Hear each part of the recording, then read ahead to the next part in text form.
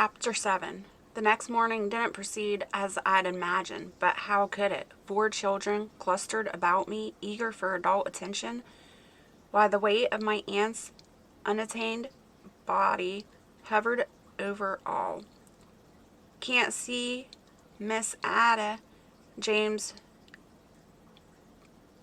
pestered. "Not now." Dan turned to the doorknob of the bedroom. "No!" I flew to him, frightening Janie to tears, dragging Dan away as his feet kicked the air. James' wide, solemn stare poked holes in my resolve to be strong. Ole spooned out the oatmeal. "Boys, sit down and eat." I sat Dan on the bench and scooted him close to the table. They all complied eventually. Just as they scraped the last bites of breakfast from their bowls, heavy footsteps came across the back porch. I pulled off my apron and wiped Janie's face. "Ole, take everyone upstairs." As soon as the stomping quieted, I opened the kitchen door. Water dripped from the brim of one man's hat. 2 others stood behind him, a coffin on its end between them. Older men. I guess the younger ones were all off at war. "You're here for her?" The words stuck in my throat like a spoon in overcooked oatmeal. The man nodded. "Mr. Crenshaw said to tell you he'd come for y'all in his automobile." "Mr. Crenshaw?" "Owns the store over town. Don't know if that new fangled car of his will make it, though, through this mud." I let out a breath I hadn't realized I'd been holding. "Mr. Crenshaw with a car? We wouldn't have to ride with Aunt Annabelle's body." The men stepped inside. I couldn't bear to see the coffin enter the house empty and leave full, so I hurried upstairs and helped dress the children in their Sunday best, all the while listening to the bumps and stomps of men shouldering their sad load through the house and out the back door. A little while later, the jangle and squeak of horse harnesses called me to the window. I watched the wagon pull away, the plain box filling the bed, the horses splashing mud and water with every step. "Mr. Crenshaw will be here soon." I spoke more to fill the silence than to inform the children. "In his automobile." A spark lit in the boys' eyes, grief over Miss Ada momentarily forgotten. They hurried down the stairs and planted themselves at the front window in the parlor, next door to the room where their caretaker had lain. Thankfully, the men had closed the door when they had taken her from the house for the last time. When the ooh-goga of a horn shouted Mr. Crenshaw's arrival, James and Dan beat us outside. Ole, Janie, and I arrived on the front porch to find a scarecrow of a man holding a boy in each lanky arm. An umbrella teetered over his head, keeping them dry and clean, for the moment at least. "Mr. Crenshaw?" "Yes, miss." He turned and stalked down the front walk, his long legs needing only a few strides to reach the car. Ole dashed between raindrops and climbed into the back seat with the boys. The baby and I settled in the front beside Mr. Crenshaw. The tires spun in the deepening mud, but they soon took hold, and we jumped forward. I stared straight ahead, wondering where the cemetery was located, who would be there, and if Mr. Crenshaw would bring us home again. And I worried about the children. Janie, I knew, sat blissfully ignorant while Ole remained painfully aware. She'd explained to her brothers about Miss Ada yesterday. At least she'd said she had. I waited for their questions about heaven and death and funerals, but none came. How much did they understand?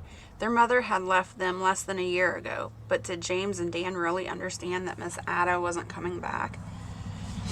The car slipped and slid down the muddy road. I gripped the edge of the seat with one hand and Janie with the other. Finally, we passed the train depot and turned onto the main street. Had it had it been just over a day since I had arrived in this place, the girl who stepped off the train that evening seemed far away from me now. I noticed more than when I had arrived. One large sign over a storefront read Crenshaw's Dry Goods. Other businesses flanked our silent driver's establishment, but I didn't take the time to read the names of each one.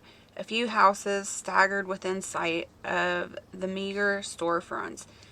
Then the town gave way to empty space,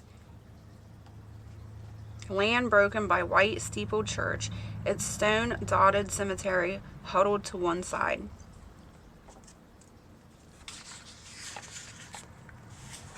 Mr. Crenshaw parked close to the white pickets edging holy ground and silenced the engine. He handed me an umbrella and took one himself.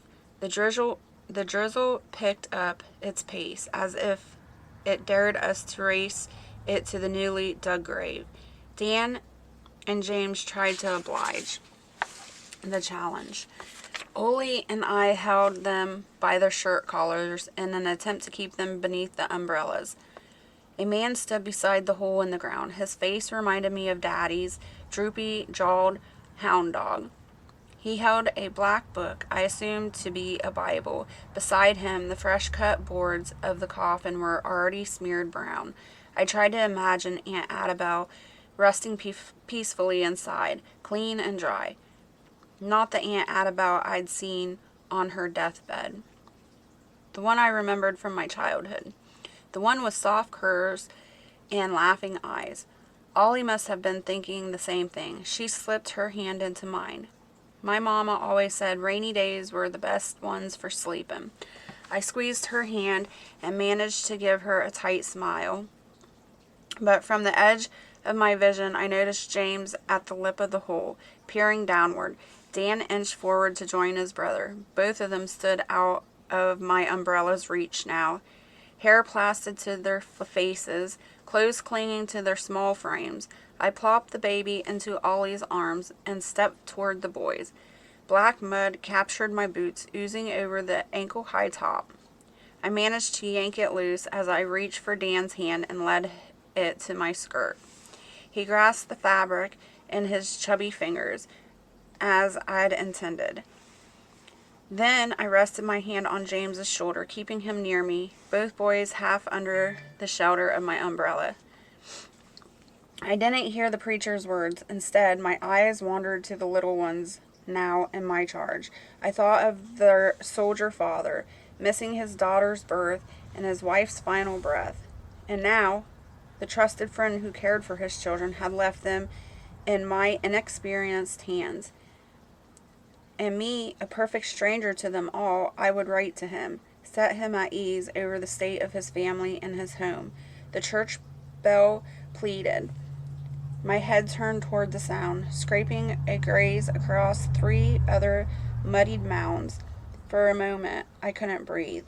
In a town this small, with many of its men off to war, 4 deaths this close together would be a devastating thing. James whipped around his small fingers, cupped beneath his freckled nose. Liquid red dripped through his pale fingers. It took a moment to register it was blood. Blood! Bile rose in my throat as I pulled a handkerchief from my sleeve and tried to mop up the mess, but it kept coming. Ole thrust Jane into my arms. I juggled the baby and the umbrella as I pushed down into an awkward squat, cringing over the remaining soreness in my ankle. Dan pulled on my shirt, his weight almost knocking me backward onto the soggy ground. "It's okay, James." Ollie calmly lifted the skirt of her white dress and pinched the tip of his nose. "He ain't sick, is he?" My head jerked toward one of the men who'd come with the wagon. He spit into the rain. "No." I hoped the snap in my voice smacked him as firmly as an open palm, but his words stirred my insecurities. "His nose bleeds sometimes," Ollie told us, finding a clean spot on her dress and pinching it again. Dan started to cry, hiding his head in my skirt as I forced myself to stand. Over and over and over again, Ollie soiled her dress with her brother's blood. Her crisp white dress wilted with rain and mud and blood. The dress she'd told me that Miss Ada had finished just before the influenza forced her into bed. The preacher said amen. James's nose stopped bleeding. I blew out a long breath, anxious to get the children back home without further mishap. The men threaded 2 ropes beneath the coffin, one on each end, readying it to lower into the ground. Straining at each rope end, the 4 men held on with gloved hands, letting the thickness slide through in small intervals as rain water fall over the brims of their hats. But wet took its toll. Whether on gloves or rope or wood, something lost its grip. The wooden box tumbled from its rope cradle, landing at the bottom of the hole with a squishy thud. Dan stepped forward, peering into Miss Ada's grave. "Uh-oh," he said. "It fell down." I closed my eyes, praying I wouldn't let loose the scream in my head. Yes, dear, what else could I say? Ollie pulled her brothers away from the edge, afraid, I think, that they would pitch in headlong as well. I thanked the preacher and the other men, as Mama would have expected. Why, Ollie herded the boys to the car. No matter about umbrellas now.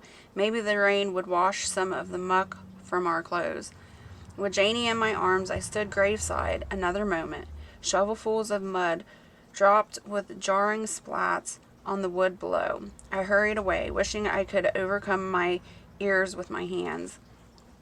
Then I recognized James' small voice through the clatter. "Miss Ada's gone to heaven to be with Mama, right, Ollie?" "Yes, James. Mama and Miss Ada are in heaven, and Daddy's in France. But Daddy'll come home soon, and I'll take care of you until then. Don't worry."